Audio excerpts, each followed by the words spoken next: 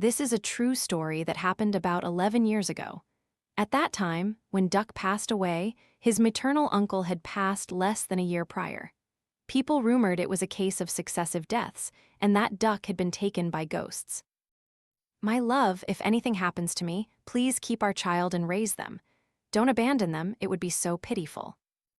"Why are you talking so strangely today?" "It's nothing, I'm just saying." Duck didn't understand why he said these words to his girlfriend, but Tham never knew they were his last wishes for her. She and Duck met by chance at her cousin's birthday party. They felt an instant connection, exchanged numbers, and started communicating. Gradually, they fell in love. Tham and Duck had already introduced each other to their families, who both supported their relationship. When Tham told Duck she was pregnant, he was overjoyed. He brought her home to talk to his mother. His mother, Mrs. Tham, was visibly delighted and went to see a fortune teller to choose an auspicious day for their wedding. Duck worked as a long-haul truck driver, so he often had to go away for a few days to deliver goods. Today, he told Tham, "Tomorrow, if I go on this delivery and something happens to me, remember to keep and raise our child, okay?" Hearing those words, a sudden fear gripped Tham's heart. She looked at him and said, "No, please don't go tomorrow, okay?" Duck looked at Tham, his tiny girlfriend with big round eyes and eyelashes curled like a doll's. He gently embraced her, lightly touched her belly, and said, "Be a good baby, Daddy's going to earn money to bring Mommy and you home." Duck was 23 and Tham was 19. Both were blessed with striking good looks. Duck, in particular, had full, red lips that had captivated Tham the first time they met. Tham wasn't sure if she was happy because of Duck's words or if an unspoken worry made her eyes sting. Duck's eyes were a little misty. She said nothing, just buried her head in his chest. At 2 a.m., Duck kissed his beloved goodbye, got into his truck, and left for Saigon to deliver goods. Tham watched his silhouette disappear into the pitch-black night. She took a few steps, then hundreds, back into her room, but she couldn't sleep. Normally, despite being pregnant, she slept soundly, almost compulsively. But tonight, sleep utterly eluded her. "My love, remember to keep our child and raise them. I have to go, I'm sorry." She saw Duck's figure, blood gushing from his head and hands, dripping everywhere, messy with blood. Terrified, she cried, "Duck!" Then she woke up with a start. Thank goodness it was just a dream. Perhaps she was thinking too much. She looked out the window. The sky was still a dark, gloomy black. The wind occasionally blew, carrying the scent of coffee flowers from the fresh red soil. Then, as if realizing something, she burst into tears. An unsettling premonition made her heart pound. How could I have dreamed if I wasn't even asleep? She quickly grabbed her phone and dialed Duck's number, but no one picked up. Her anxiety grew. She called again and again, endlessly. It was as if someone was testing her patience. The final result, no one answered. That entire night, she was on pins and needles, unable to close her eyes. She kept standing, then sitting, then standing again, her heart in an indescribable turmoil. At around 8 a.m., a call from Duck's number made her heart leap, but after answering, she froze. As soon as she picked up, she said, "Hello, is that you, Duck? I've been calling you incessantly." On the other end, a woman's voice said, "Are you Duck's niece?" The woman tried to hide the pain in her voice, but Tham could hear her muffled sobs through the phone. Hearing this, a painful unease shot through Tham. Tham asked, "Yes, where is Duck? And why are you calling me from his number? What kind of goods was he transporting? Why is his phone with you?" Tham, filled with questions, bombarded her with them. Duck's aunt choked back her tears and replied, "Tham, you need to calm down. Duck had an accident." At that, Tham's limbs went numb, the phone slipped from her hand and fell to the floor. "No, it can't be. What I saw last night." Meanwhile, outside Tham's house, Mrs. Lin, Tham's mother, had already been informed of the bad news by Duck's family, hoping she would look after Tham, fearing Tham would be in shock. Mrs. Lin heard the phone drop and rushed into Tham's room. Entering, she saw her daughter frantically putting on a jacket. Mrs. Lin said, "Where are you going, child?" "Mom, Duck had an accident. Is it true? Tell me it's not." "Calm down, my dear, calm down." But Tham's heart was now ablaze with anguish. How could she possibly calm down? She said in a weak voice, "Mom, please, help me with my coat, help me go. I want to go to his house. I know, don't hide it from me. Let me go to him. I want to see him, even if it's just one last time," she cried as she spoke. Mrs. Lin knew she couldn't hide it from her daughter anymore. Whatever was to happen had happened. She cried, heartbroken for her daughter's fate and for her unborn grandchild. She cried so much she could no longer pretend to be strong in front of her daughter. She and Tham hugged each other and wept. At Duck's house, it was now 2:13 p.m. The funeral car brought Duck home. When it stopped, Duck's body was covered in tangled wires and tubes. His head, hands, and entire body were bandaged. But most importantly, Duck was no longer breathing. Mrs. Tham, Duck's mother, trembled as she walked towards her son, her mouth agape, unable to form words. She helplessly and sorrowfully looked at Duck, only 23 years old, lying there motionless. Her lips quivered for a long time before she could utter a single word. "Son." Then she fainted. "Duck, wake up, wake up. You promised to bring me and our child home. Wake up, how can you lie there like that? I won't accept this." Tham clung to Duck's body, crying uncontrollably. Everyone who heard her was heartbroken. They pitied Duck's short life and sympathized with Tham, a girl whose fiancé had died before she could even become his wife and who was now carrying his child. What would Tham's life be like now? Her whole life would be ruined. "Duck, wake up, please. I beg you, wake up." Tham continued to cry and call out, hoping Duck would hear her and wake up, even though she knew it was futile. "Calm down, child. He's gone now, you must be strong." That was the voice of Mrs. Huang, Duck's aunt. "How can I be strong? What about my child? What will happen to my child?"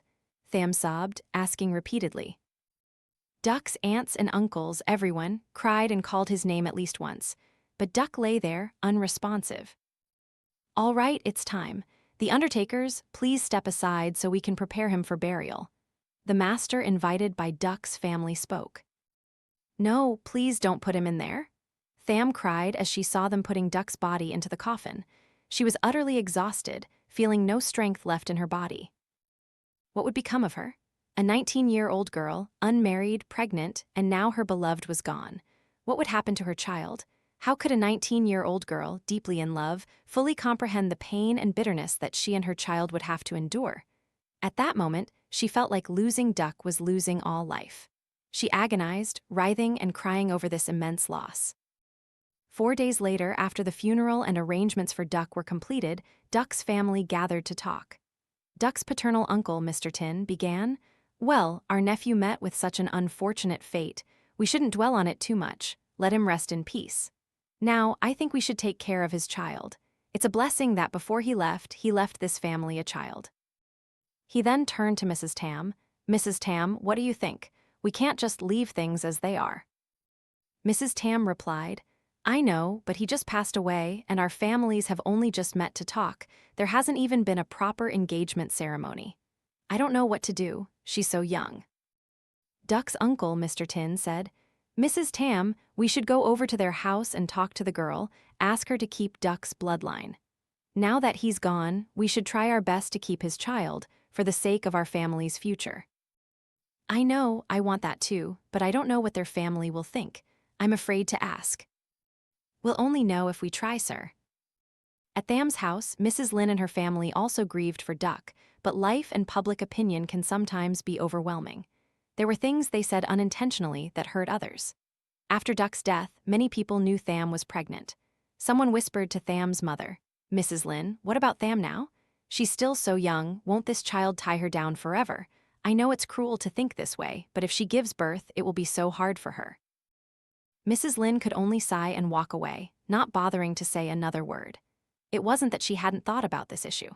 In fact, for the past few days, ever since hearing about Duck's death, she and her husband, especially Mrs. Lin, had visibly wasted away with worry for their naive daughter.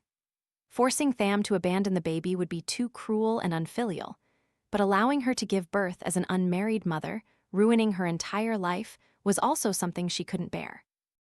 What about public opinion? Good people were few, while gossips were many. Mrs. Lin was lost in thought when she was startled by the rumble of motorbikes outside the alley. Not one, but two, then three. She quickly walked from inside the house to see who was visiting all at once. Among them was Mrs. Tham. Seeing 3 motorbikes and about 5 people, including Mrs. Tham, Duck's mother, getting off the bikes and walking towards her house, Mrs. Lin hurried out to greet them properly. Once inside, Mrs. Lin excused herself to the backyard to call her husband. Mrs. Lin said, "Dear, come inside. Duck's family is here, 5 of them. I don't know why, they're here about the baby. Please come inside. What should we do now?" "Well, if it's meant to be, it's meant to be. What else can we do? It's happened and Duck is gone. We can't force her to abandon the child. It would be a sin and affect her later." Mr. Tin quickly washed his hands and feet, then entered the house. He smiled warmly and said, "Hello, everyone. Have you just arrived? I was just in the garden doing some weeding." Mrs. Tam immediately said, "We won't hide anything from you, brother and sister. Our family is here today, and it's a difficult visit, but we want to discuss Tham's situation. As you know, Duck's father passed away early, and now Duck is also gone. Whether Tham wants it or not, she is carrying Duck's bloodline. So, we've come here to humbly ask your permission for us to arrange a wedding and bring Tham home so we can care for our grandchild.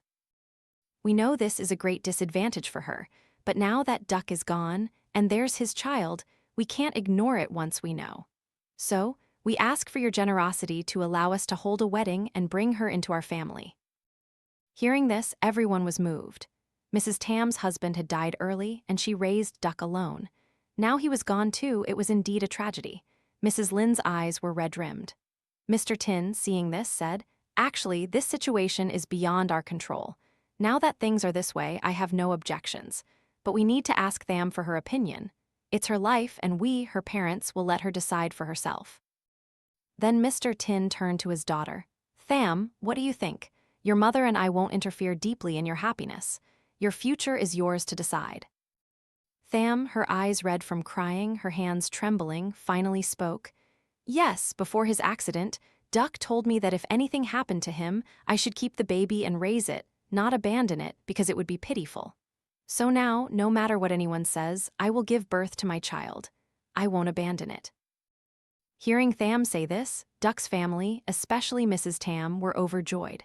Forgetting their sorrow for a moment, Mrs. Tam looked at Tham with affection and gratitude. Duck's uncle, Mr. Tin, also chimed in, "That's good, that's good." And so, half a month later, Tham moved into her husband's family home. On the wedding day, Mrs. Tam's family spared no expense, offering many gifts and money, partly as a token of gratitude to Tham's family and partly to ease Tham's feelings of loneliness. On Tham's wedding day, not only did no one offer congratulations or blessings as she went to her husband's house, but on the contrary, they felt a profound sadness. Tham's mother watched her daughter's silhouette disappear, then raised a hand to wipe away her tears. Of course, next to Tham, the girl in the wedding dress, was a portrait of Duck. How could anyone be happy looking at that? Duck was gone, but his family brought his photo to the wedding procession, and for the wedding portrait, only the groom was dead. It was a wedding where everyone was sad, especially Tham's family. They were heartbroken for their daughter, but since it was decided, they resigned themselves to fate.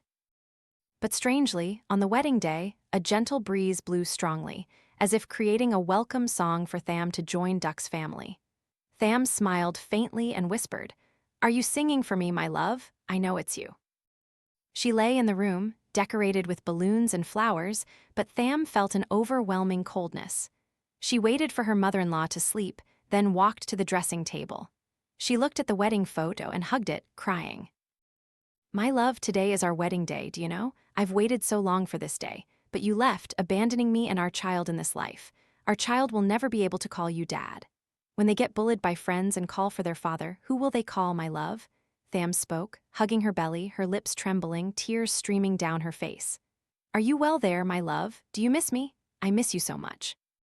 On our wedding day, I tried not to cry to reassure everyone, but now I miss you too much. This room isn't vast, but I feel so lonely and empty. If only you hadn't left that day, today would be the happiest day, wouldn't it, my love?" Mrs. Tam was about to enter but stopped, thinking of giving her daughter some private space.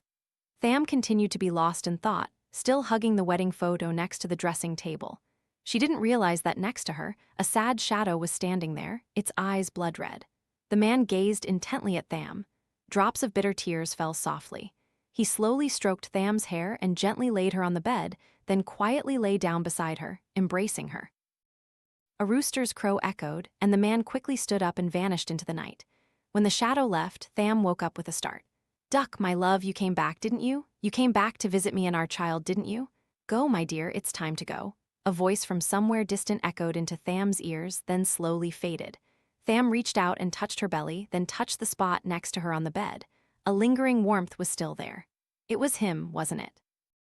Tham, overjoyed, was about to rush out of the room to tell Mrs. Tham, then remembered she was pregnant and had to move slowly. She looked outside. It was still dark. She checked the clock. It was only 3:10 a.m. She almost rushed out to wake her mother. Then she lay back down in the spot where she felt Duck's warmth, but she tossed and turned, unable to sleep.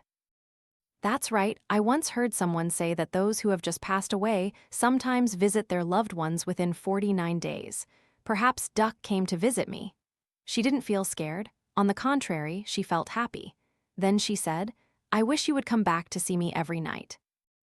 Early the next morning, when Mrs. Tam and Tham woke up, Tham smiled and said, "Mom, last night Duck came, did you see him?"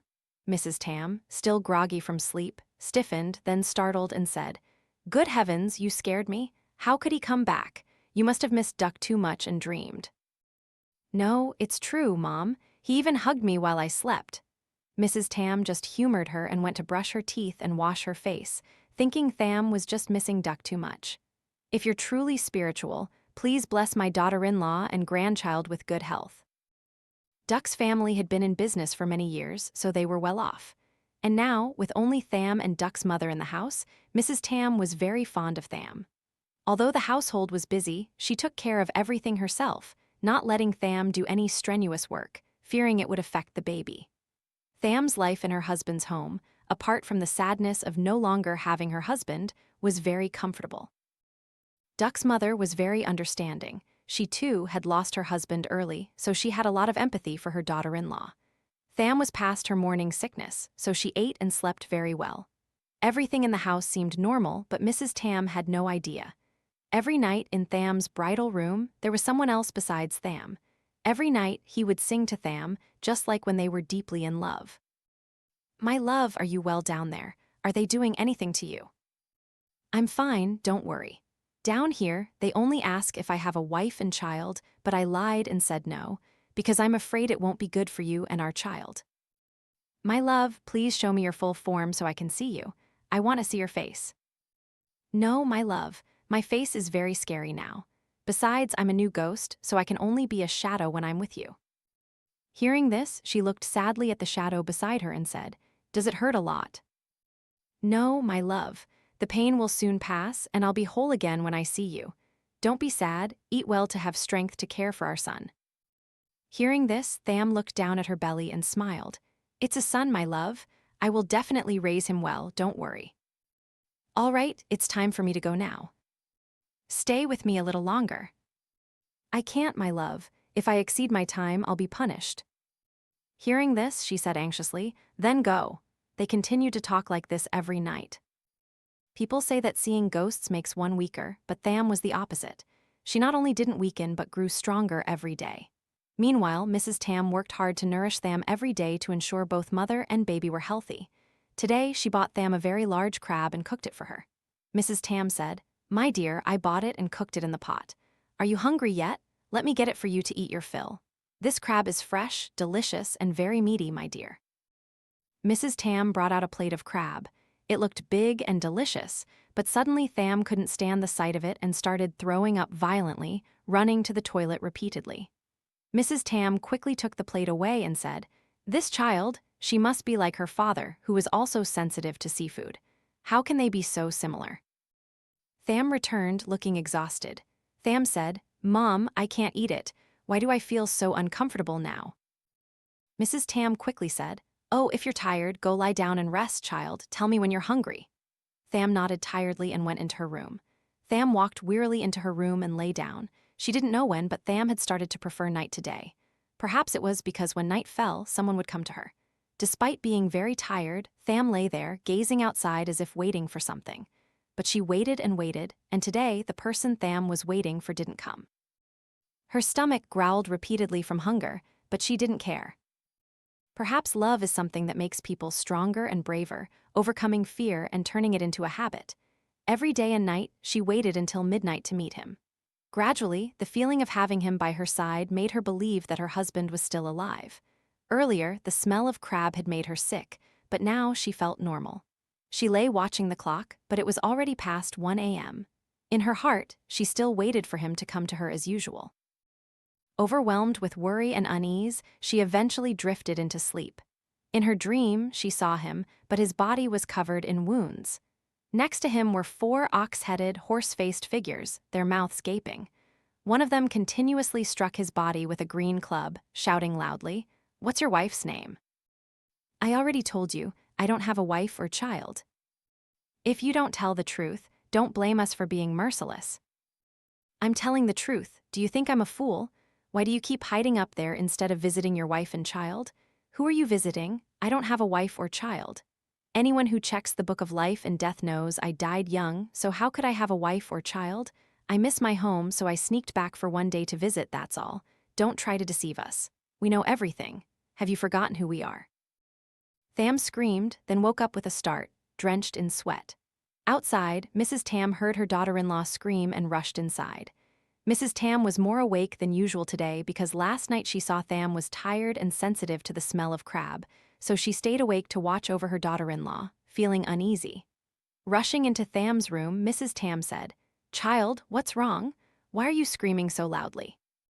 She didn't know if there was something called telepathy between the living and the dead, but when she woke up, she felt terrified. The image of Duck being tortured by the 4 ox-headed, horse-faced figures played in slow motion in her mind. Tham's hands trembled as she looked at her mother-in-law and said, Mom, I dreamed Duck was being beaten."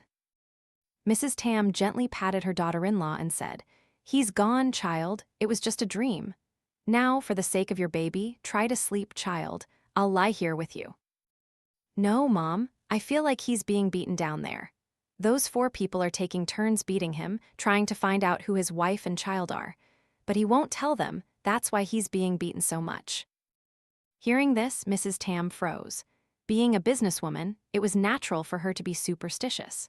She had also heard people say that once someone dies and goes to the underworld, they are asked about their family and loved ones so they can be identified and taken away. This gradually leads to what people call successive deaths, or linked burials. If they are forced to bring another family member to join them to take their place, only then can they be reincarnated. Now, hearing Tham's words, Mrs. Tham suddenly became worried, and not for herself. She was old, her husband was gone, and her only son was also gone. So, she had long stopped caring about life and death. If anything, she was only trying to care for the family's sole grandson, Kubin. The wind outside the porch suddenly rattled violently, creating chilling sounds. She shivered but tried to calm Tham. "Try to sleep, child, and get some rest. You were probably tired last night, which led to bad dreams." Tham was about to say something, then stopped. She decided to pretend to close her eyes and remain silent, not wanting her mother-in-law to worry more. Mrs. Tham turned to look at her pitiful daughter-in-law, who seemed so vulnerable. She sighed softly, looking at Tham's beautiful face and tightly closed eyes, her heart filled with sorrow. She thought, some dreams are merely figments of imagination, but some are like omens. Is Duck suffering some hardship down there? Why would his wife dream such a thing? She couldn't sleep, pondering all sorts of things. The wind outside the porch continued to rattle fiercely, making the house terrifyingly cold. Indeed, in such circumstances, a widow with an unborn child who wouldn't be afraid. And the wind continued to blow strongly, creating whistling sounds. Suddenly, the sound of the dog barking in the yard made Mrs. Tham, despite trying to appear strong and unafraid, start to tremble all over. The dog outside continued to bark, but Mrs. Tham dared not leave her room. She tried to shake Tham awake, but strangely, no matter how much she shook and called, Tham remained unresponsive. Mrs. Tham then shook her daughter-in-law even harder, but it was futile. She didn't know that Tham now only had 3 souls left. "Come, follow me. You will meet your husband again." Tham walked through a desolate, cold, forested landscape, following a voice echoing from afar. Tham walked like a soulless being. "Come on, keep going, quickly," the woman's voice echoed again. Tham walked on, even though her hands and feet were covered in blood and scratches. But she felt no pain at all. She walked, trying to go as fast as possible. Hurry, hurry, or you won't make it in time. Your husband's soul will be shattered. Hearing this, Tham ran even faster. She ran until she finally stopped, unable to go any further. She looked around. Everything was terrifyingly desolate. In front of her now was a cave. Go inside, you will know the truth. The woman's voice continued to urge her. Tham's body was now bleeding profusely, but her feet seemed to be guided by an invisible force, unable to stop. As she set foot near the cave entrance, she heard a man's voice, "Don't go in, stop, you can't go in." But she looked around and there was no one. She asked, "Who's there? Who's speaking? Can't go in, why can't I go home? Hurry, or it will be too late." Tham didn't understand anything, frantically looking around, but saw nothing but a thick, oppressive darkness. She replied, "But who are you? I'm here to save my husband." "Go back, go quickly, I will help you get out of this place. Don't ask anything, I can't answer. Heaven's secrets cannot be revealed. I'm hiding here, I'm guilty of a great sin." The man's voice echoed again in the air. "Hurry up." Beside the man's voice, the woman's voice continued to urge. Tham's mind was too confused to orient herself. She then heard a familiar voice crying out her name. "Tham, my child, wake up, what's happening?" It was Mrs. Tham, her mother-in-law. Hearing someone call her name, faint and then clearer, Tham suddenly woke up. "Where am I? Why am I surrounded by dense trees like this? What's going on?" "Go home, my love, our child. Listen to me, go home. I'm your husband, Duck. Where are you? Tell me." But her words were met with a dark, silent night. "Go, are you going or not? Your husband is in here." The woman's voice continued to urge. "Listen to me, go home and protect your little one. Follow me quickly." The mention of her child made Tham fully conscious. She was certain that the voice she heard earlier was her husband, Duck. But for some reason, her husband only said that one sentence to her, then fell silent and disappeared, saying nothing more. Thinking of her child, she turned back and ran, embracing her belly and whispering, "Be strong, my child. Your mother is very strong." In front of her, the faint silhouette of a man flickered. She couldn't clearly see his face. The man, appearing and disappearing, went ahead and said, "Follow me, hurry, or it will be too late." Mrs. Tham sat holding Tham's hands tightly, constantly asking, "Child, what's wrong with you? Why don't you answer when I call? Wake up, child, don't scare me." Looking outside, the sky was still pitch black and Mrs. Tham was endlessly worried. She picked up her phone to call her relatives when she saw Tham's hand move. Tham slowly opened her eyes, then got up, her mouth agape, her eyes filled with tears as she hugged her mother-in-law, whimpering, "Mom, I'm here, I'm back." Mrs. Tham, hearing this, gently pushed Tham away and asked, "What are you saying? I don't understand. You just met Duck, didn't you, Mom? And two other strangers I don't know." "What are you talking about? You met Duck? Where did you meet him? I'm so scared." Then Tham recounted everything to her mother-in-law. After hearing it, Mrs. Tham's limbs went numb, unable to speak. Mrs. Tham hugged Tham and cried, "Calm down, you'll be all right, child, I'm here." After some time, Tham fell asleep from exhaustion. Only Mrs. Tham couldn't sleep. She was scared by the woman's voice Tham mentioned. She thought to herself, could it be that she's returned to harm this family again, to ensure our lineage is cut off? The barking dog and the whistling wind made Mrs. Tham's thoughts race. The more she thought, the more afraid she became.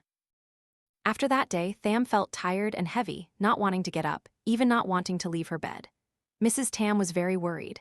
She picked up her phone and called Mrs. Lin, Tham's mother. On the other end, Tham's mother's phone rang continuously, but no one answered. Mrs. Tham wondered, "Why is it so strange? I keep calling, but no one picks up." Mrs. Tham, anxious, called again. If not, then so be it. Meanwhile, at Mrs. Lin's house, as she was slaughtering pigs and chickens, the phone rang. She quickly washed her hands and feet, and by the time she got to the phone, she saw 2 missed calls from Mrs. Tham. Mrs. Lin thought, I wonder what's going on that she's calling like this, or has something happened to Tham? Mrs. Lin dialed Mrs. Tam's number back. Mrs. Tham was holding her phone, about to call Mrs. Lin, and when she saw the incoming call, Mrs. Tham answered. "Hello, is that my in-law?" "Yes, it's me. Is there something you need?" "Ah, I called for a small matter. I have to go out today, and Tham is feeling a bit unwell, so I was thinking of asking you to come over and stay with her for a bit. I wonder if you're free." Mrs. Lin was worried to hear her daughter was sick. "Tham is sick. What's wrong with her?" Mrs. Lin said. Mrs. Tham understood her concern and quickly said in a reassuring tone, Oh, don't worry, she's just a little tired. I just don't feel comfortable leaving her alone, so I thought of asking you. Mrs. Lin felt a little relieved. She replied, Yes, I'll come over right away, I'm free anyway. After hanging up, Mrs. Tham went into her daughter-in-law's room. She spoke softly, as if afraid someone else would hear, only for Tham and her child. My dear, I have to go out for a bit. I've called your mother to come over. I've also bought food and put it in the fridge. If you want anything, ask your mother to cook it for you. If you crave anything, just tell me. I'll ask Ms. Ha to buy it and bring it back for you. Here, take a few 100,000 for now. When your mother comes, you can buy whatever you crave, feel free, my dear. Mrs. Tham was busy, so she couldn't stay and talk to her daughter-in-law. Mrs. Tham placed a 200,000 dong note in Tham's hand, then went out to get dressed. As soon as she finished dressing, Mrs. Tham heard a motorbike outside and knew Mrs. Lin had arrived. So Mrs. Tham hurried out, greeting warmly, My dear-in-law, I'm so sorry to trouble you again. Our family has an urgent matter today, so we're bothering. Mrs. Tham, being a businesswoman, spoke eloquently. Mrs. Lin replied, I'm free today, and it's been a long time, so I also wanted to visit my daughter. If you're busy, go ahead. I'll look after Tham. Is she sick? Ah, she said she's feeling a bit tired, so she's resting in her room. Since you're here, just go in and stay with her. I'm in a hurry, so I'm leaving for my business. Yes, if you're busy, go ahead. Watching Mrs. Tham's figure disappear with her Novo scooter, Mrs. Lin then entered her daughter's room. Seeing her daughter's pale face and dry lips, she felt sorrow and sat down on the bed. Tham, are you sick? You said you were comfortable eating and living here, but you look so much thinner, my dear. Tham heard her mother and feared she might misunderstand that her in-laws weren't treating her well. So she forced herself to sit up, managed a smile, and replied, No, Mom, it's not like that. I'm very comfortable here and I have plenty to eat. But yesterday, Mrs. Tham bought me some crabs to eat and I couldn't. I couldn't stand the smell and got sick. That's why I'm tired, Mom. Mrs. Lin sighed and said, You must be careful with cooking. Perhaps the baby doesn't like crab. Have you had an ultrasound yet? Is it a boy or a girl? Tham was shy, so she hadn't had an ultrasound since she got pregnant, only once when Duck was alive and she announced her pregnancy. Duck took her for an ultrasound and got medicine for her to take. But even if she hadn't used an ultrasound to determine the baby's gender, her husband had told her. So, she calmly replied, I haven't had many ultrasounds, Mom. Too many can harm your health, but I know it's a boy. Mrs. Lin smiled gently at her daughter's conviction. Ah, I also hope it's a boy so their family will be happy. She said that, but Mrs. Lin knew she shouldn't say what she was about to, and her eyes felt a little teary, so she pretended to look away. And strangely, from the moment Mrs. Lin stepped into her room, Tham felt as if someone had given her strength. She immediately felt much better, her face flushed, and her lips no longer pale. Mrs. Tham drove to a deserted house located deep in an alley, surrounded by lush trees. She got out of the car and walked straight in. Reaching the main door, she immediately encountered Kim. Kim was Master Nin's assistant. Seeing Mrs. Tham, Kim immediately recognized her as an acquaintance. Kim quickly bowed and said, Mrs. Tham, what brings you here today? Master just finished dealing with a dozen spirits at the other house, so he's resting inside now. Mrs. Tham knew Master Nin was always very disciplined in his work, and when he said he was resting, it meant he didn't want to work unless it was an emergency. Otherwise, one had to wait. However, her heart was filled with worry, burning like a raging fire, so she decided to bravely ask, gazing at Kim with a probing look. Kim, please let me talk to Master. It's a very urgent matter and I desperately need his help. Please help me, Kim. Kim, hearing Mrs. Tham, said, Yes, ma'am, and ran inside. But as he stepped through the door, Master Nin came out, about to speak, but Master Nin raised his hand to stop him. No need to say anything, I know. Then Master Nin turned to Mrs. Tham. Mrs. Tham, follow me into the temple. Mrs. Tham was as if she had been waiting for this. She immediately followed. She gently knelt down in front of the altar. Master Nin walked to the altar, lit a handful of incense sticks, and placed one in each censer. Then he turned to Mrs. Tham and said, Actually, last night, someone came to me in a dream, asking me to help your family. Mrs. Tham gasped in surprise. Oh, Master, was it a man or a woman? It was a man. Hearing it was a man, Mrs. Tham immediately thought of her unfortunate son. Perhaps he wanted to protect his wife and child, so he came to seek the master's help. Now that Master Nin said it was a man, Mrs. Tam immediately asked, "Yes, was he young, Master?" "No, he was an elderly man. Last night, as I was sleeping, I saw the shadow of an elderly man standing outside the temple, calling my name, pleading for help for your family, and saying you would come today. That's why today, after dealing with the spirits at that other house, I didn't take on any more cases and pretended to be tired, waiting for you to arrive." Mrs. Tam heard this and thanked him profusely. "Indeed, Master, my family has been experiencing strange things these past few days. It's about my daughter-in-law." Then Mrs. Tam recounted the entire confusing situation that had unfolded over the past few days.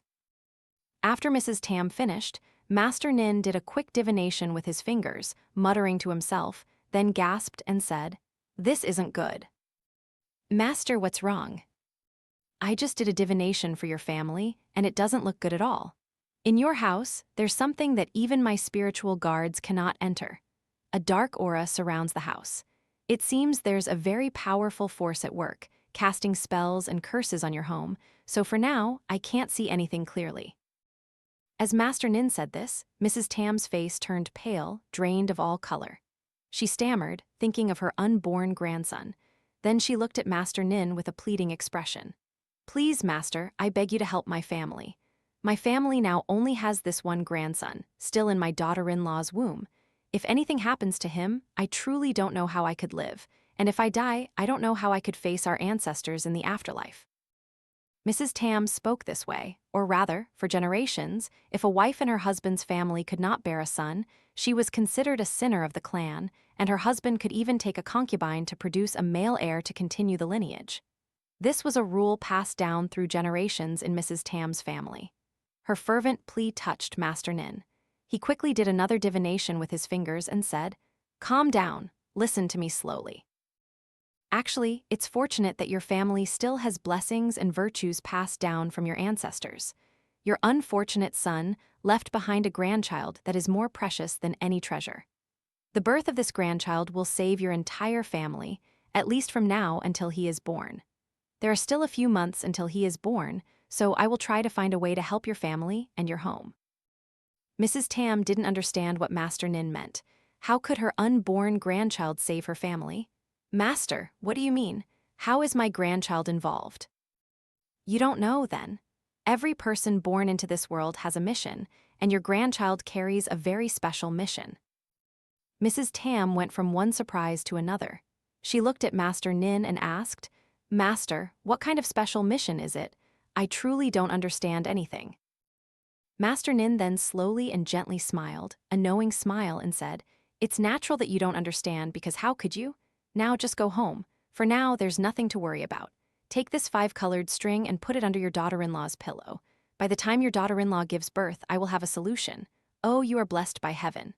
As he spoke, Master Nin gave Mrs. Tam a bag containing something unclear. After giving it to Mrs. Tam, Master Nin let out a hearty laugh. Mrs. Tam bid Master Nin farewell and got into her car. On the way home, Mrs. Tam kept pondering but couldn't understand the special mission Master Nin mentioned for her grandson, and more precious than any treasure? Well, everyone in the family already loved and longed for him more than any treasure, so that part wasn't surprising. She thought, no matter, everything will be fine. I'll go home and figure it out later. She arrived home around 11 a.m. Mrs. Lin saw Mrs. Tam return looking tired and quickly came out to ask, "My dear in-law, I just finished cooking.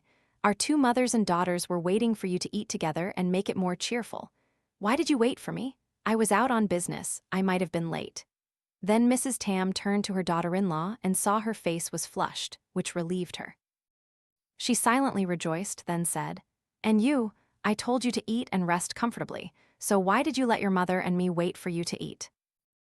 Tham gently replied, "My mother and I told each other that we wouldn't eat until you returned to make it more cheerful." Mrs. Lin, seeing Tham and Mrs. Tam talking so comfortably and seemingly getting along, was secretly happy. At least her mother-in-law treated her daughter well. Thinking this, Mrs. Lin said, "All right, in-law, go wash up, and I'll serve the food, then we'll eat." Then Mrs. Lin went out to set the table, while Mrs. Tam and Tham remained.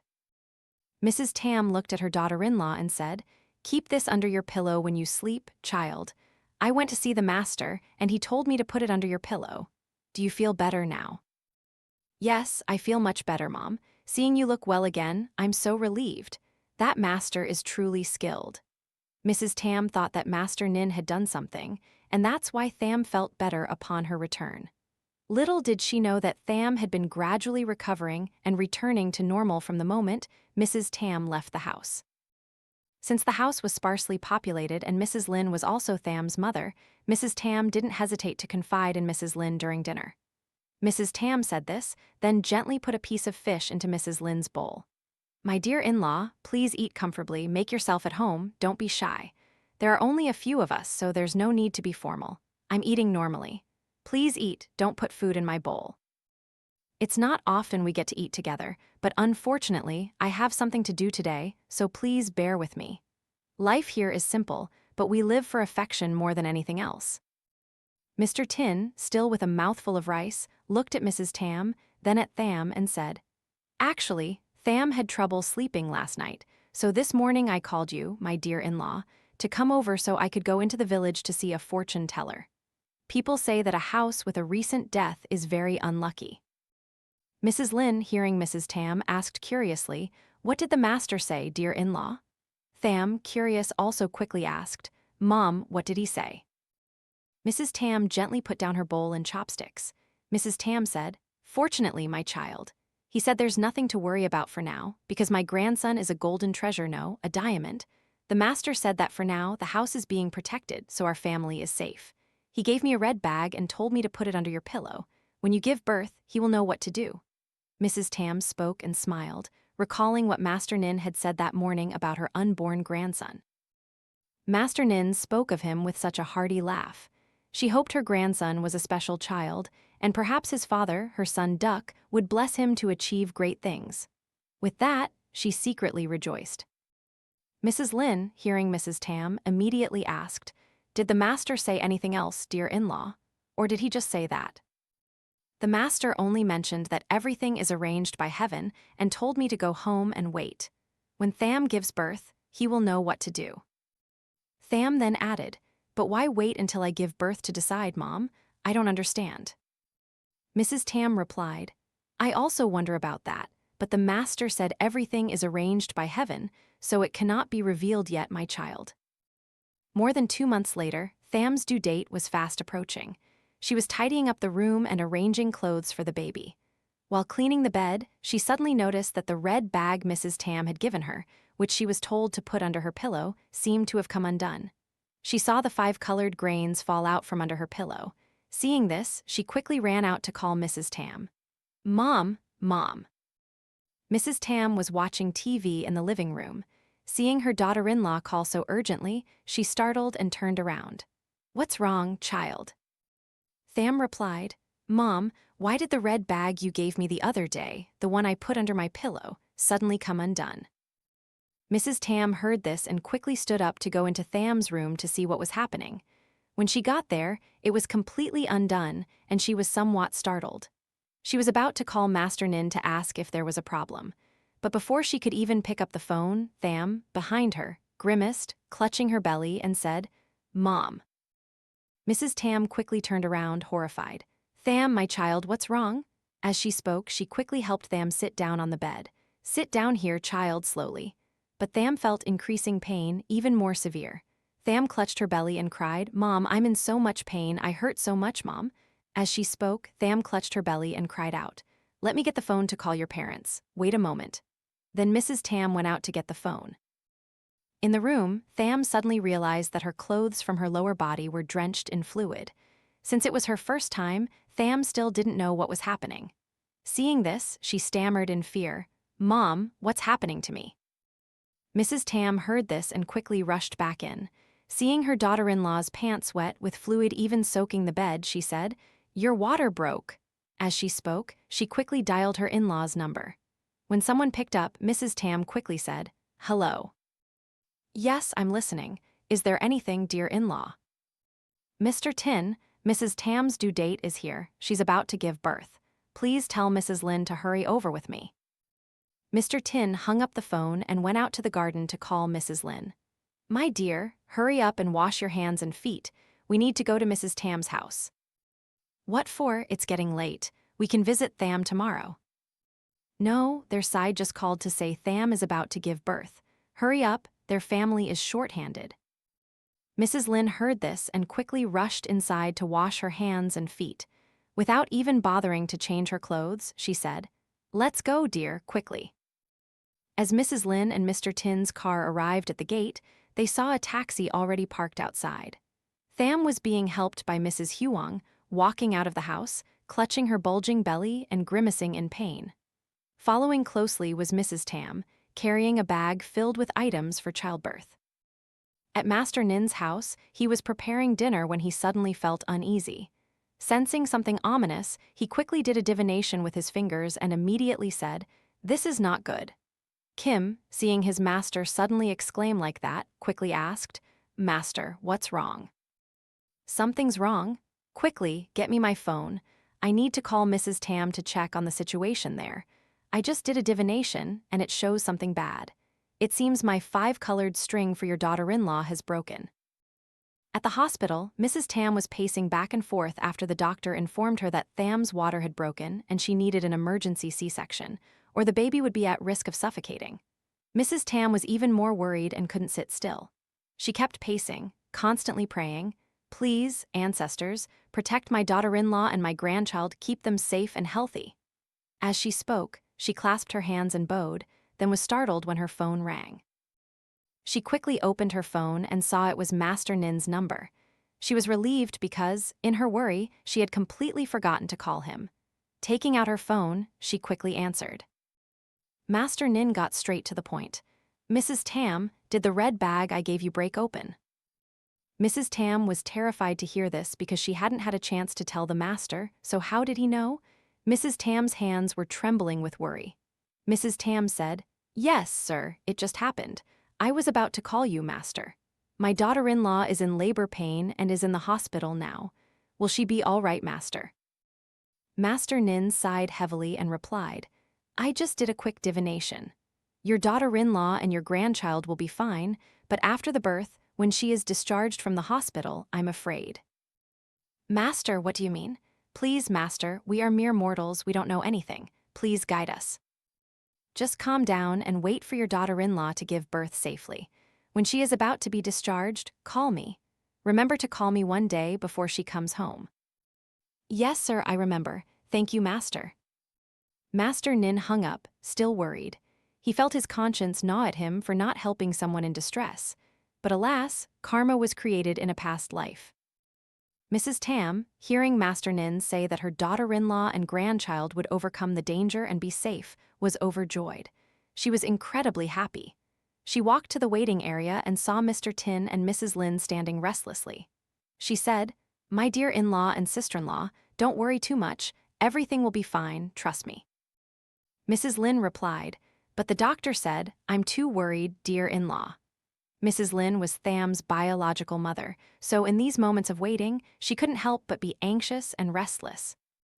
Mrs. Tam heard this and said, "Don't worry, sister. That master I told you about, he called me, and I talked to him, and he said Tham will have a safe delivery." After hearing Mrs. Tam's words, although Mrs. Lin wasn't entirely convinced, she now had no choice but to wait and entrust everything to fate. Mr. Tin kept pacing in front of the operating room door. About an hour later, the doctor came out of the operating room, smiled at everyone, and said, "Congratulations to the family, mother and baby are both well.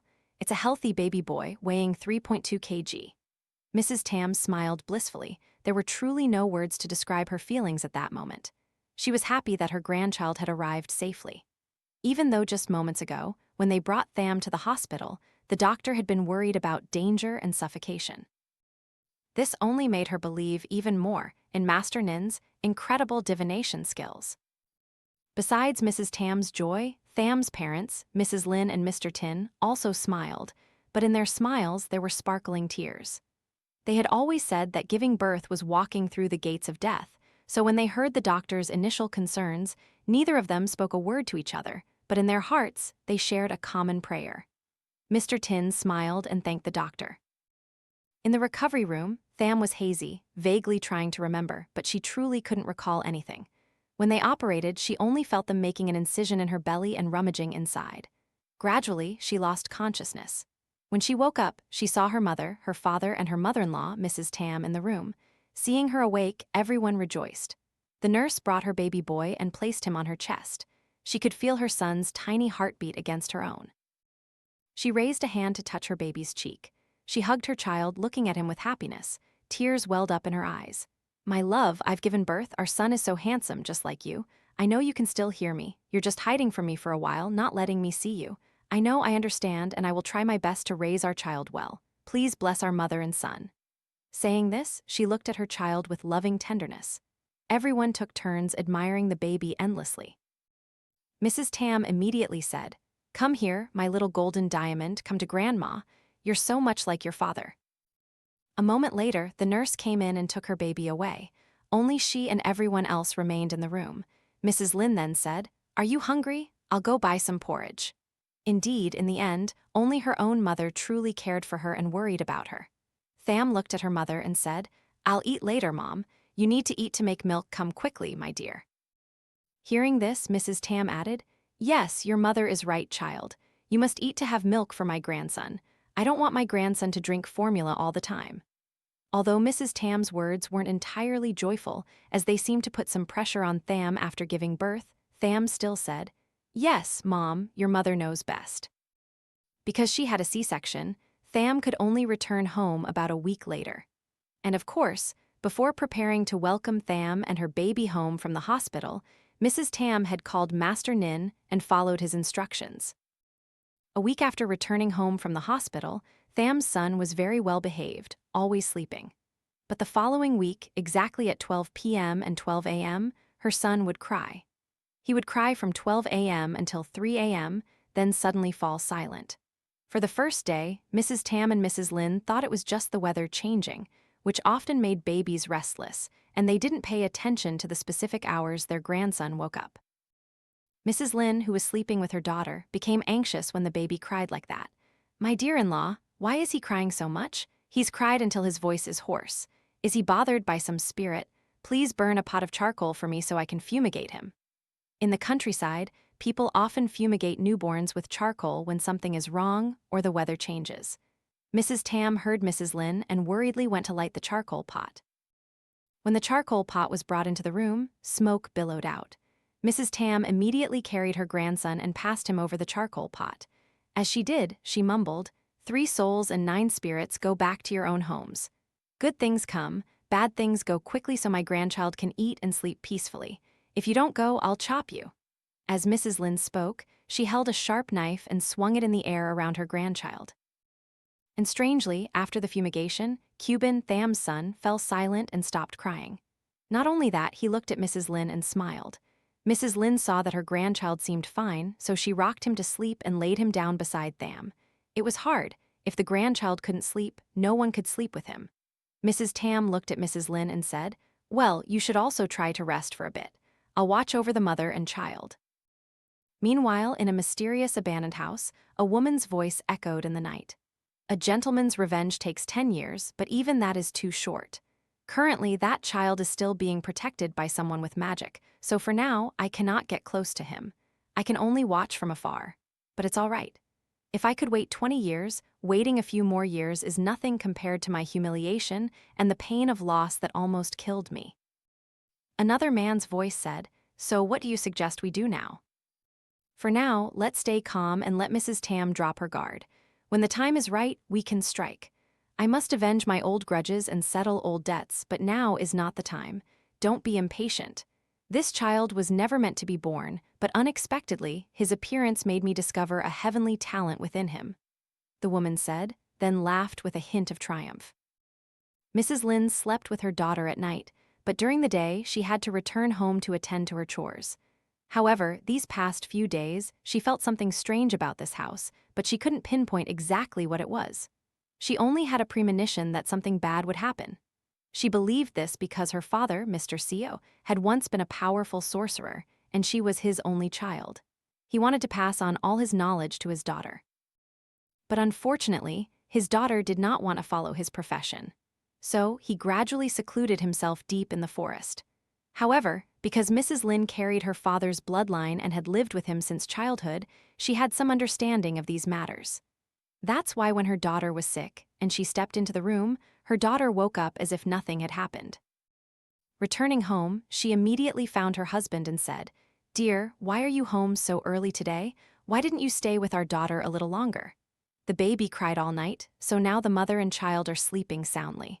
But come here, I want to tell you something." "What's wrong with you today? Why do you look so anxious?" Mrs. Lin looked around and whispered, "I don't know if you'll believe me when I say this, but these past few days, staying at our in-laws' house, I feel it's very gloomy. I feel like it's not safe." "What's wrong with you? The house has a recent death, so it's naturally cold and gloomy." Mrs. Lin affirmed, "I know you won't believe me, but you have to know my father is a sorcerer. So even though I don't want to know much, I have some intuition. You must believe me. Wait for me to go inside and find my father to talk to him. Because these past few days, little Kubin, who normally sleeps soundly, starts crying exactly at 12 p.m. and 12 a.m. and cries until 3 a.m. The first day, I thought it was due to the weather, but after paying attention for a few days, he just stares into space and then cries loudly. You must remember what happened with our Tham when she was little, right? She is my daughter, so she has a similar sensitivity to me. That's why she cried uncontrollably for several days until my father came to fumigate her and put something on her to wear, and then she got better."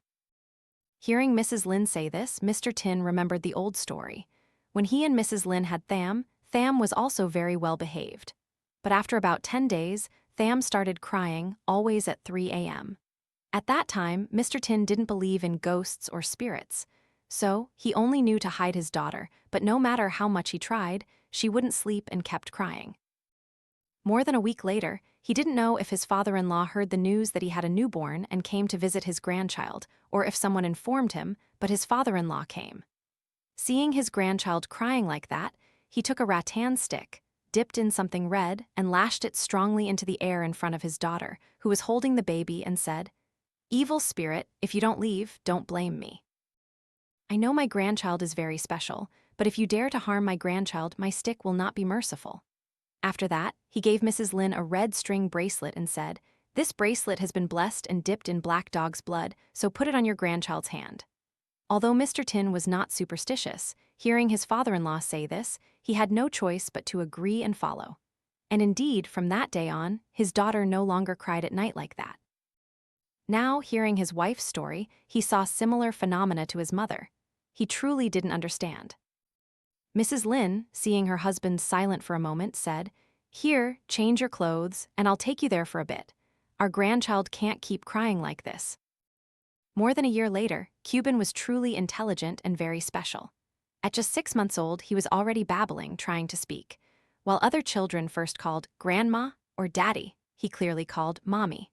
And now, at over a year old, he spoke fluently and could sing very long songs.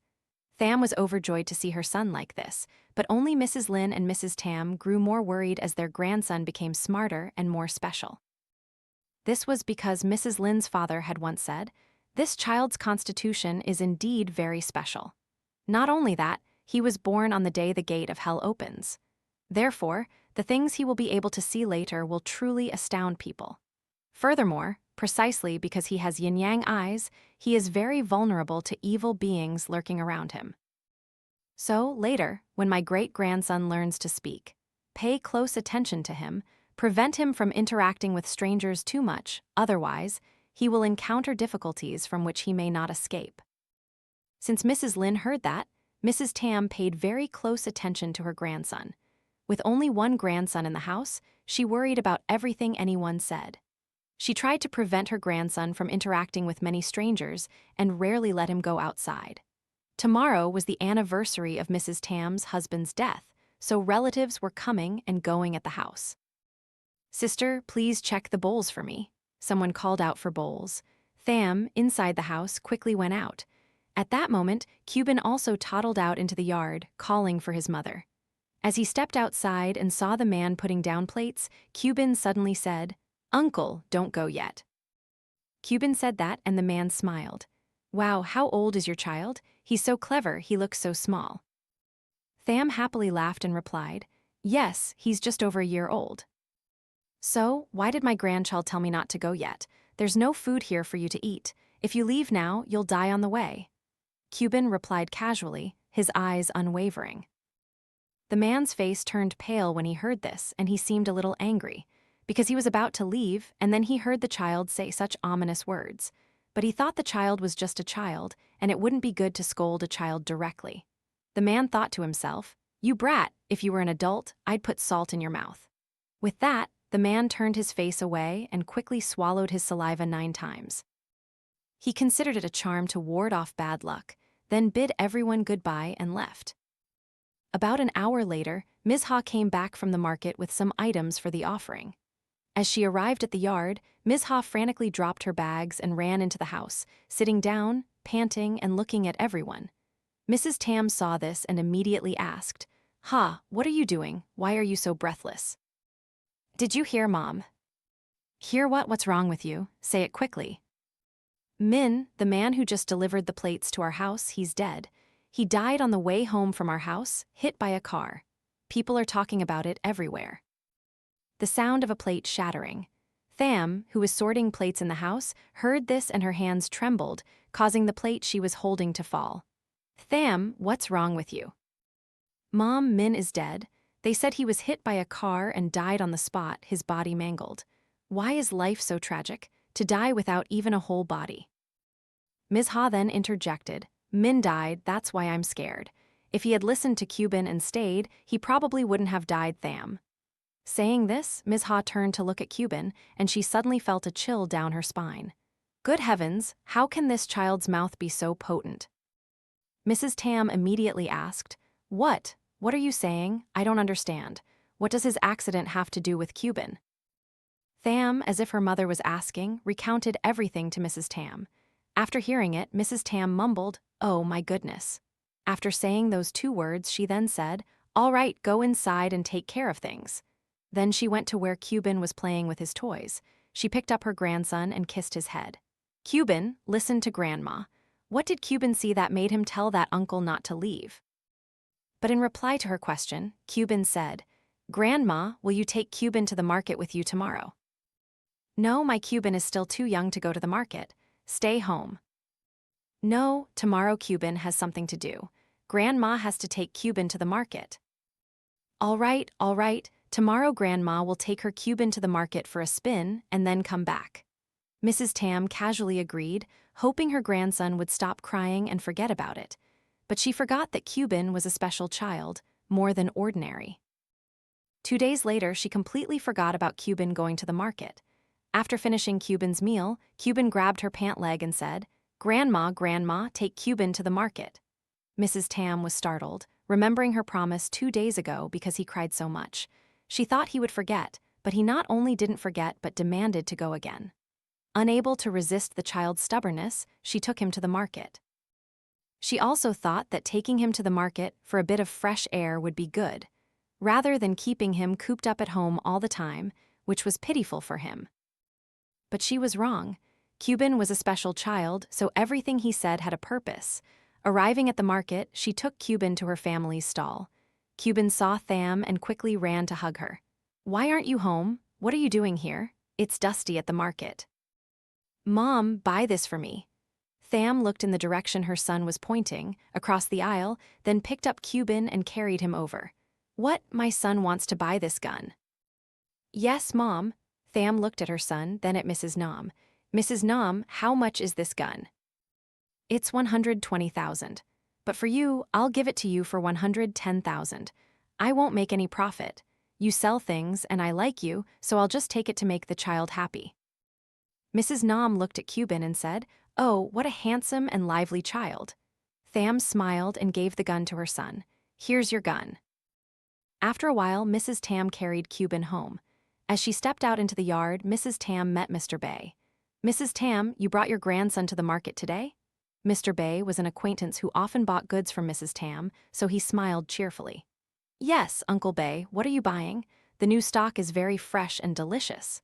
Tham, go see what Uncle Bay wants to buy and choose the best ones for him, my dear."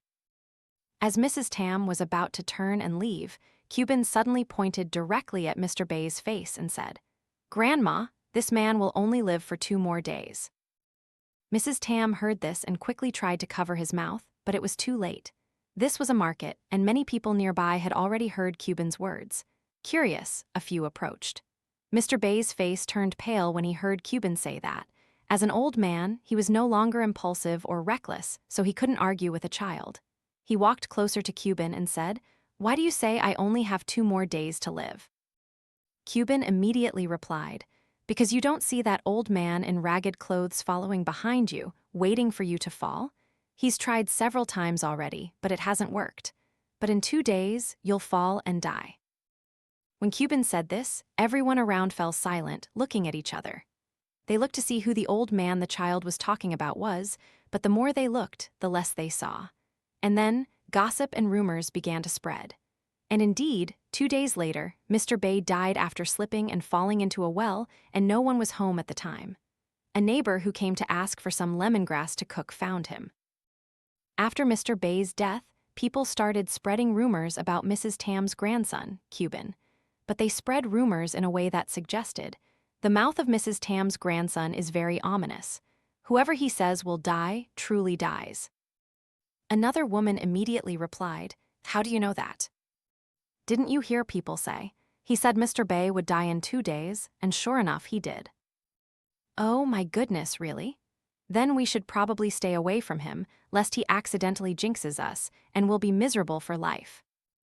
After Mr. Bay's death, Mrs. Tham was also very scared. She worried that her grandson might say something that would come true and people would hate them. So, she absolutely forbade her grandson from going to the market. But unfortunately, Kubin was an active and exceptionally intelligent child, so he had many tricks up his sleeve. Today, Mrs. Tham was busy preparing lunch in the kitchen when, in a flash, she couldn't find him anywhere. She quickly ran out to look for her grandson. "Kubin, Kubin?" But he didn't reply, and she searched around the house, finding nothing. Suddenly, she heard someone crying like Kubin's cry from outside on the street, so she immediately ran out. She saw Kubin standing there, crying, covered in eggs and rotten tomatoes. She rushed to hug her grandson and said, "Why are you throwing eggs and tomatoes at my grandson? You're adults, and he's just a child." Not throwing it directly at him is already being merciful. Throwing eggs and tomatoes is light. What child? He uses his mouth to curse everyone he meets. How dare you tell my daughter to die? She's still healthy, quick, and beautiful. How dare that filthy mouth of yours now? The people around were also clearly upset and scolding Kubin. But Kubin just stood there silently, unmoving. Mrs. Tham was furious. What's wrong with everyone? My grandson isn't cursing. He just knows things, so he tells people to avoid them if they can.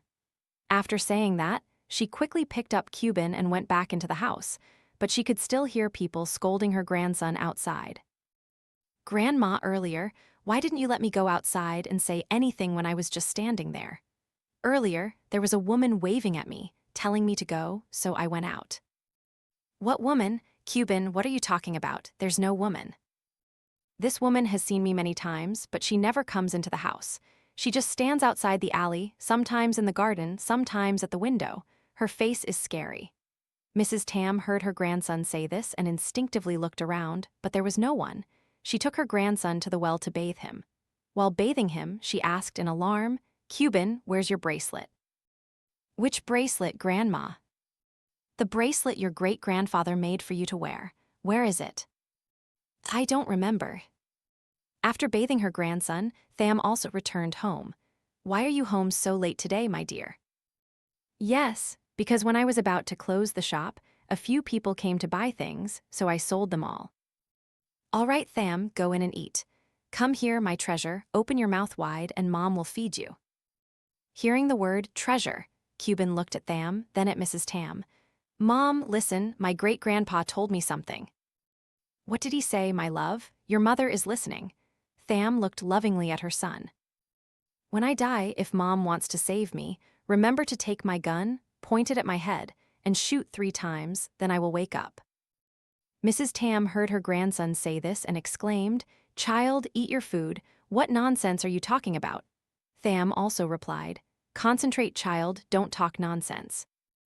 Kubin saw that his grandma and mom seemed angry, so he sat quietly, looking at his mom.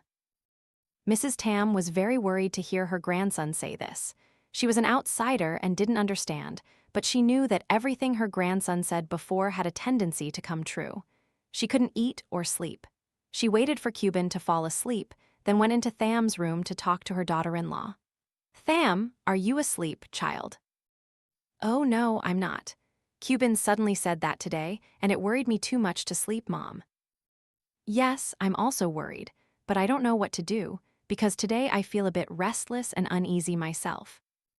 "You brat, either you follow me, or your mother and your grandmother will both die." Kubin immediately replied, "You're the woman who often comes to our alley, aren't you? Why are you so evil?" "I'm not evil, your family owes me. Your grandmother is a despicable, soul-burning demon." "Quickly release my son?" The son stepped forward and poured some liquid onto Duck's body, causing Duck to writhe in agony, screaming continuously.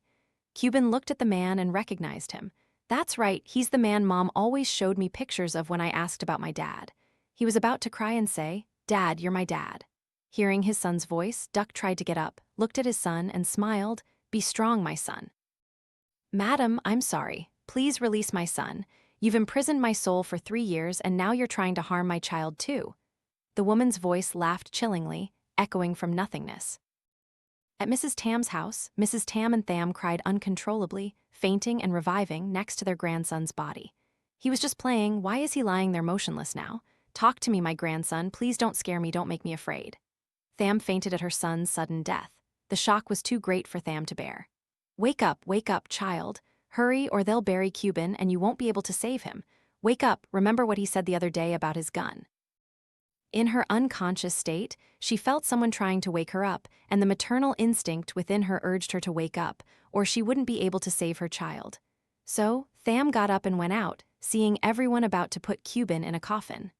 Tham cried out, "No, don't put my son in there. He's still alive." Hearing Tham say this, everyone turned to her, looking at her with pity. "He's dead. Please, don't be so sad, let him go."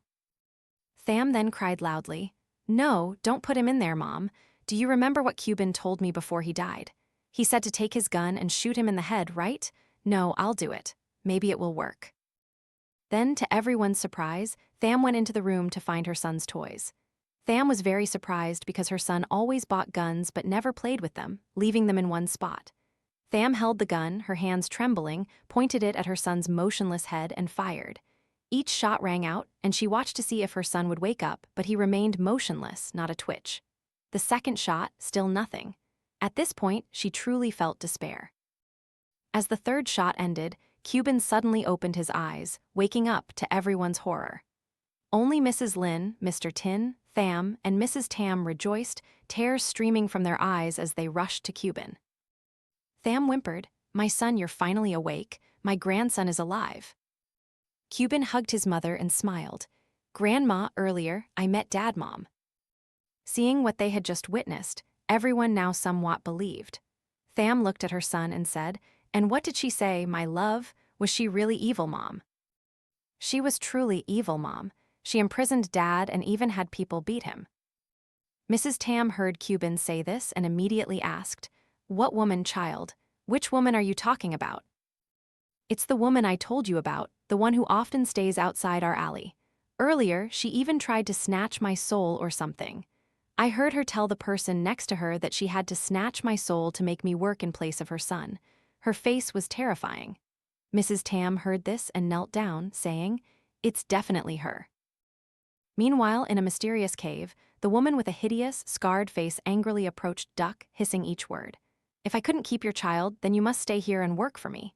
Even though you don't have special heavenly talent, I'm sure that with your soul here, your family will definitely come to rescue you." Saying this, she continued to take a gourd from her bag and poured its contents onto Duck's hands and face. Sizzling sounds, as if his flesh was being seared away. The more Duck struggled and writhed in pain, the more the woman laughed maniacally. "How do you feel? Does it hurt?" Duck could only utter one word, "Madam," then fainted. Back at Mrs. Tham's house, close relatives were gathered after receiving news from Mrs. Tham that Duck's soul was being held captive by someone. Mrs. Lin was also present at her in-laws' house. while Mr. Tin had been asked by Mrs. Lin to go into the forest to wait for his father-in-law to return and perform a ritual.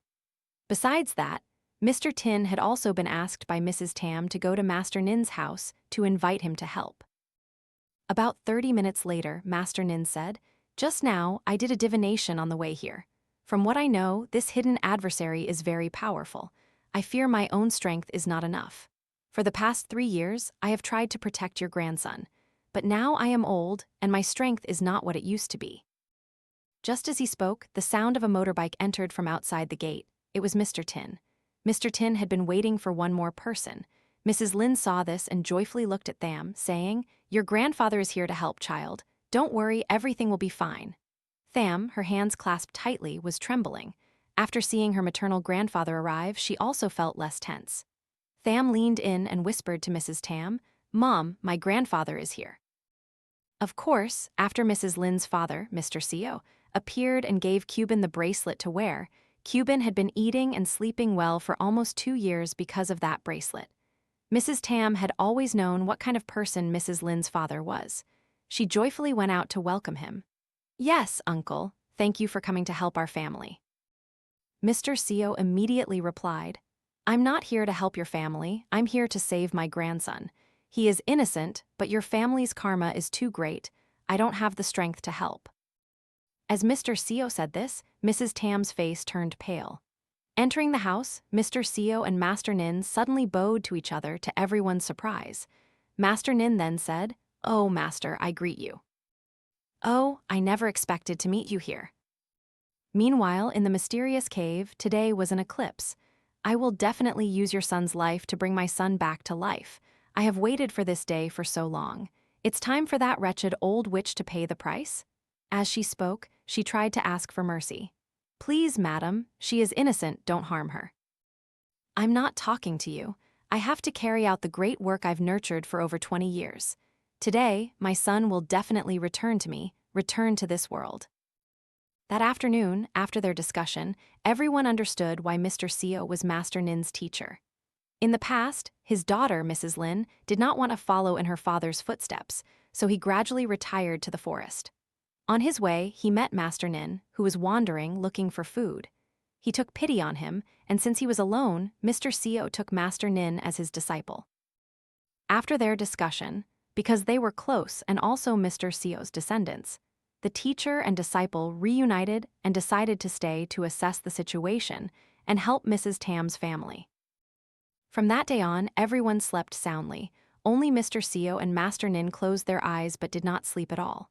In the middle of the night, exactly at 12 a.m., Kubin, who was sleeping, suddenly stood up and walked straight out of the house as if sleepwalking. Master Nin saw this and gently nudged his master, whispering, "Master!" But Mr. Co motioned for silence, still pretending to be asleep. After about 15 minutes, when he saw Kubin disappear, Mr. Co woke everyone up and said, "Wake up, everyone, quickly. Follow me to save him." Tham woke up and didn't see her son, panicking. "Where is my Kubin? He was sleeping with me, where is he now?" "Calm down, child, he's gone." "Grandpa, where did my Kubin go?" Mrs. Tam also said, "Sir, where did he go? In this cold weather, where could he go?" When everyone's questions came in a rush, Mr. Co squinted his eyes, looked out onto the porch, sighed, and said, "Actually, he was taken by someone using a soul-snatching spell." "Soul-snatching spell, what does that mean?" Tham now also whimpered, "Grandpa, what's wrong? Is my child going to be okay?" "Everyone, calm down. Being taken away isn't necessarily a bad thing. Actually, I knew this day would come. Because this child naturally has yin-yang eyes, he can see spirits and underworld envoys. So, anyone who is about to die and meets him will know. That's why he is very dangerous, because there is a force that I still don't fully understand. I don't know how they sensed this child of mine and stalked him, trying to snatch his soul for their own gain." Mrs. Tam then said, "Gain? But he's just a child, what trouble can he cause?"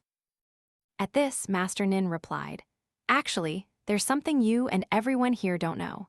Such special children are very useful to sorcerers like us, but those with dark ambitions crave their souls and bodies even more.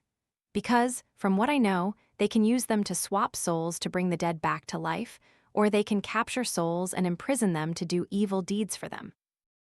Mr. Seo heard Master Nin say this and said, "That's exactly right, but for now I still cannot confirm what their purpose is in snatching my grandson's soul. But everyone, don't worry. Earlier, before he fell asleep, I managed to apply a luminous powder to his clothes. This powder glows, so now we just need to follow the light of the powder that fell from his body, and we can find where they took Kubin and imprisoned Duck's soul. Now, Mrs. Tham, you stay home. We will go." Saying that, how could Mrs. Tam stay home and feel at ease? "He's my grandson, I want to go too. You all go and tell me to stay home like this. I really can't sit still." Master Nin looked at Mr. Seo, who understood and said, "All right, suit yourself. Now, let's go quickly, or we won't make it in time." Meanwhile, in the secret cave, the woman looked at her son next to her and said, "Finally, this day has come. Finally, I have waited for this day. Now I will immediately swap this child's body for yours." Kubin stood there with a dull, soulless gaze. Duck tried to speak, struggling. "Kubin, wake up quickly, wake up for your father. You can't be like this, Kubin, wake up." But no matter what Duck said, Kubin remained the same, his eyes vacant, staring into space, saying nothing. The woman looked at the person standing next to her and said, "Nasu, it's time. Lead both father and son inside." The person named Nasu replied, "Yes, madam." Now he stepped forward and roughly pushed Duck inside. A moment later, he led Kubin in. When Nasu led Duck and Kubin inside, the woman also followed. Stepping inside, she approached Duck and said, "Now it's time for me to take the lives of your children and grandchildren to bring my poor son back to life. Just watch and see how my son is reborn." Saying this, she laughed maniacally. "Kubin, wake up, my son, Kubin." Kubin, in a daze, vaguely felt someone trying to wake him, but Kubin struggled and still couldn't wake up. "Kubin, try hard, you must wake up, Grandpa." In his subconscious, he suddenly thought, "Grandpa, could it be my paternal grandfather?" He wanted to ask if it was his grandfather, but he couldn't open his mouth. Mr. Seo and Master Nin led Tham and everyone else, following the luminous powder trail, walking endlessly through thorns and rocks in the night, until they finally stopped in front of a cave entrance. Master Nin shone his flashlight around. Mr. Seo said, "The trail ends here, and so does the path." Suddenly, Tham spoke up. "Grandpa, this looks like the place I saw in my dream." Mr. Seo heard this and replied, "Then this must be it. Everyone, calm down and slowly observe the situation first. Don't be rash or startle anyone. Listen to me. I sense a very strong negative energy here, even living dead, so everyone must be extremely careful. Do not scream or speak loudly, understood?" Everyone held their breath and nodded in response. Inside the cave, Kubin was slowly regaining consciousness. The woman said, "Indeed, you have extraordinary power, my child. Even my soul-snatching spell has no effect on you. All right, then I will slowly let you feel death." Then she turned to Nasu and commanded, "Nasu, give me the knife." "Here, madam." She took the knife from Nasu and said, "If I cannot subdue your soul, I will use your blood to slowly regenerate my son's body."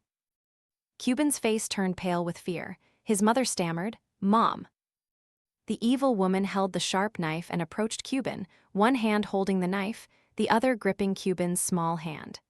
Duck saw this and said in a weak, exhausted voice, "Please, madam, do whatever you want, but please don't harm him." The woman laughed loudly, her eyes as sharp as knives, looking at Duck. "Let him go, you say? If I let your child go, who let my son go back then? Who?" As soon as she finished speaking, her hand moved like lightning, drawing the knife across Kubin's wrist. Kubin screamed in pain, crying uncontrollably. Despite his agony and struggles, she remained coldly indifferent. Another heartbreaking incision was made, adding to Kubin's previous wound. The child's scream echoed throughout the cave, then faded as he passed out. Before losing consciousness, he could only utter one word, "Mom." Tham and everyone else had groped their way inside. Tham heard Kubin's voice calling for his mother somewhere, and suddenly, Tham's chest ached. Tham whispered, "Grandpa, I think I hear Kubin's voice." Mr. Seo remained silent. Everything now seemed to sink into the thick, dark night. After collecting the blood from Kubin's wrist in a bowl, the woman went to where Nasu was standing and said, "Drink this, it will help you recover. Every day, I will take a little blood from him for you to drink. Slowly, you will return to me." Nasu raised the bowl of blood to his lips and gulped it down.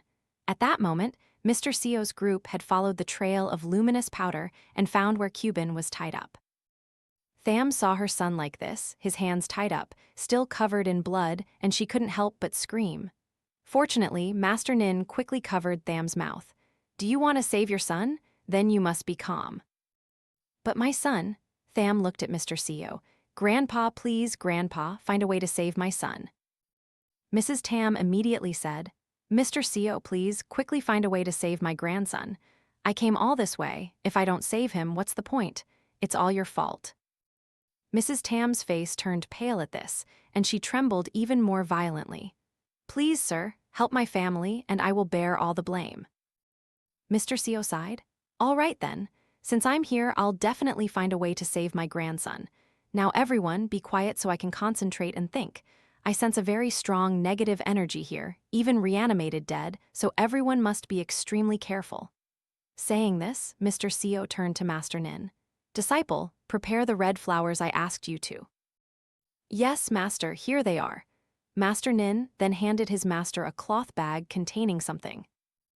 Mr. CEO then said, "Now I will go in alone, you stay here. What can you do to help if needed?" Master Nin immediately replied, "Master, let me go with you." "No, listen to me." Saying this, Mr. CEO slowly walked inside. As he walked, he carefully observed his surroundings. The woman heard a movement and asked. Duck heard this and slowly tried to open his eyes. Duck recognized this person as Tham's maternal grandfather, and when he was alive, Duck had been introduced to him by Tham. "You are the man, you are? Are you rescuing Kubin?" The woman laughed loudly. "This place of mine, what kind of place do you think it is that you dare to come and rescue someone from my grasp? I pity you. You neither belong to humans nor fear ghosts, yet you chose to hide here, plotting evil." "Shut your mouth. Do you know who I am? Do you know anything about me that you dare to speak? Before you want to die with her and their children, then go ahead. Quickly release my grandson or you will regret it. The dark magic you use is nothing to me. Let me see your capabilities." After saying that, she muttered something. Then Kubin suddenly opened his eyes and screamed in agony. Mr. CEO was no longer calm. He said, "I can talk to you, but it seems you're not very skilled." Saying that, he quickly sat down, crossed his legs in meditation, muttering something very quickly. And his hand was just as fast, pulling out a yellow paper from his clothes. On the paper were words written in blood ink. He threw it at her, and the paper burst into flames, but she quickly dodged it. She said, "This is a grudge between me and their family. You are not involved, so don't interfere." "But you are harming my grandson, I cannot ignore it." Mr. CEO and the woman continued to fight. Her son, Nasu, also jumped in to help.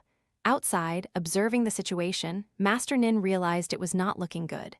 So he said, "Everyone stay here and wait for news. I'm going in to help my master." But when Master Nin went, everyone else followed. At this point, the woman was bleeding from her mouth but continued to fight back. After seeing more people enter, especially Mrs. Tham, the woman quickly grabbed the knife from earlier and ran towards Kubin, intending to stab him in the heart. But unexpectedly, Mrs. Tham ran forward very quickly, shielding Kubin from the fatal blow. Tham then screamed loudly, "Mom!" Seeing this, the woman pulled out the knife and said, "Do you think just because you take this stab, I will spare them? Don't even dream of it." Mrs. Tham weakly whimpered, "Please, madam, spare my grandson." She laughed scornfully. "I remember in the past, I also begged you to spare me and my child to give us a chance to live. But you didn't. You pursued us to kill us. In front of me, you pretended to give me money so my child and I could leave, but behind my back, you secretly sent people to hunt us down. You sent people to set our house on fire. Look closely at my face, what do you see?" Mrs. Tham slowly looked up and said, "I'm sorry, I beg you. It was only my selfish jealousy that created this karma. Your apologies can no longer help my son become human again. Only your grandson can help my son be reborn." "Mom!" At this, Mrs. Tham collapsed. In the chaos, Master Nin quickly untied Kubin. Master Nin carried him, and the woman suddenly realized what was happening. She muttered something. At this point, Mr. CEO could no longer hold back. He also struck and continuously burned talismans.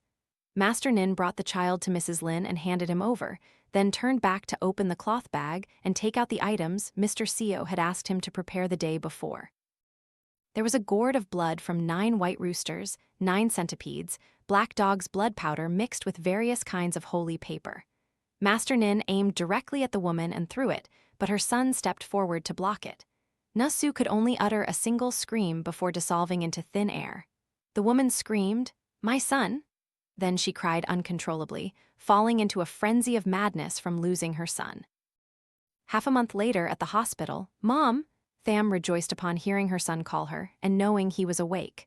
Tham hugged her son, saying, "My son, you're finally awake." Kubin hugged his mother and smiled. 2 days later, the doctor announced that Kubin was completely healthy and could be discharged.